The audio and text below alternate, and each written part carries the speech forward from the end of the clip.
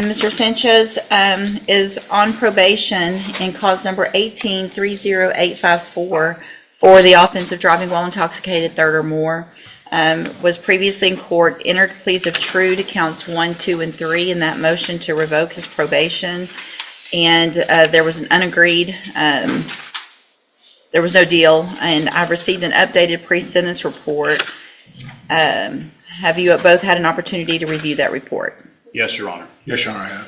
And I have received some objections filed, comment and objections filed by Mr. Franklin. Mr. Nichols, does the state have any objections or corrections to the updated report? With regard to number 1, that comment in there by the probation officer with regard to that it's unlikely that it was the first time, I'm not really going to take that into serious consideration. So that's not something that's going to make a big difference in what I do today or not do. So that one, I guess if it's an objection, that can be granted. With regard to number 2, which has to do with a note in the records that you were able to look at with Officer LeBlanc asking whether or not a naturalized citizen based on their criminal history could still be potentially denaturalized and deported, and that has some type of race bias. That is also not something that is going to impact my decision, I think, as far as what I'm going to do in the case. I understand your position. Honestly, with the criminal history, which I know is another objection, we'll get to that and what's going on. I don't think it's improper to ask those questions, and I don't see anything else, especially she even put some positive things that he's done in this updated report, so it's not all negative. So I don't think there's a clear sign that there's some kind of racial prejudice or anything like that. So that's overruled. With regard to the fact that his prior convictions are inadmissible hearsay and too remote, in any motion to revoke probation or any case,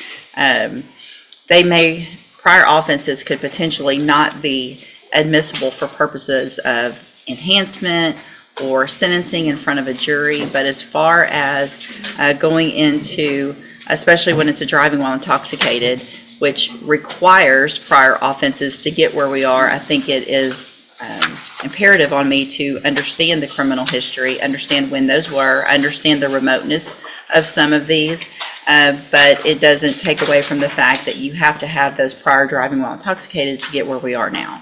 And so I'm going to overrule that objection with regard to the prior convictions. Any witnesses today by either party? Does anybody have any witnesses? I have no additional witnesses, Your Honor. Your Honor, we previously submitted letters of support. Yes. And we believe those are in the record, and the court has reviewed those. I just Yes. wanted to note, for purposes of today, that we have filed those. They have been reviewed by the court, and we hope the court has taken those into consideration in considering sentencing as well. I will, and I did, and let me pull them up again just because I think that's been... So specifically, they were not admitted for this purpose. They were admitted for bond. Okay, that's right. Thank for you. purposes of bond. Okay. However, the letters of support, the same, information in sure. them speak to my client's character and Yes. his support by the community. I see them right here, and I did review them obviously for that, and we'll take them into consideration for this hearing as well. Thank you, Your Honor. Anything else? Your Honor, just in response to the analysis of the court's overruling of the objection, we would point out, as noted in the PSR, there is a substantial time in between the prior convictions and the current one for which he's on probation. And we hope that the court was able to look at that and consider that from 2001 to 2018 there was Yes. a major gap, and then by all accounts, by the admission of the probation officer, Mr. Sanchez has had minimal violations, was not a supervision problem, made efforts to be in compliance with probation. And although he did plead true to the current violation, he has shown 5 years of continued compliance. And we ask that the court consider the gap in history, the 5 years of compliance, as factors to keep him on probation. Thank you, Mr. Franklin. Mr. Nichols? Your Honor, this case was originally pled as an 8-year cap. And I'd argue for Penn Diamond at its original sentencing 6 years ago. I'll acknowledge he's been mostly done well on probation except for the new offense and the new violations that are alleged that he did plead true to. And I agree that his criminal history, while somewhat extensive, is rather remote. So I think those factors give the court enough information to make a decision. I am in favor of revocation just because it is another DWI offense, Your Honor. But as far as the length of time, I think the court has enough information to make a just decision on that.